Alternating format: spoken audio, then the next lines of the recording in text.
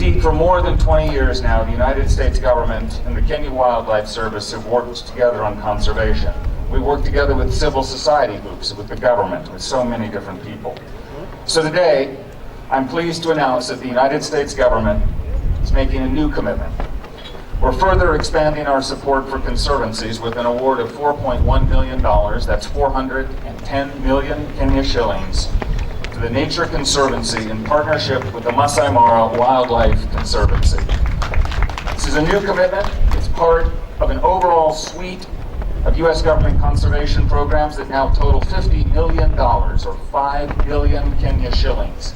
In recent months, we've dramatically increased our support for wildlife and for conservation, and we will continue to look for ways to stand with you side by side, hand in hand, to help in the work you're doing on conservation.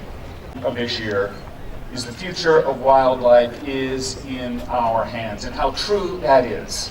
And there cannot be, I think, a better place to reflect on this theme than here in Kenya. And Narok, of course, is a critical place in Kenya for wildlife. It is the gateway to one of the world's iconic wildlife refuges, the Masai Mara.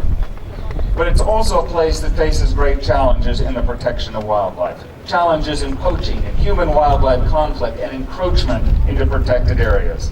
In Narok, as all over Kenya, these are shared problems, and solving them is going to require determined, coordinated, joint action. We have to work together if we're to succeed in protecting the wildlife of Kenya, and indeed the wildlife all over the world.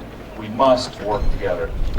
The good news is that Kenya is making progress. For example, Kenya has made major progress in reducing the rate of poaching, thanks to strong action by the government of Kenya and the conservation community.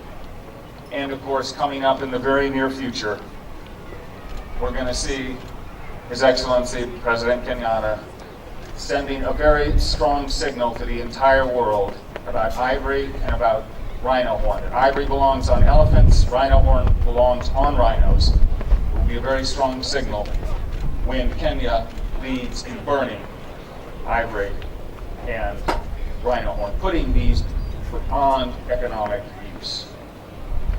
Many people deserve credit for the progress that's been made, but I would like to take a moment just to express a particular thank you to the men and women of the Kenya Wildlife Service.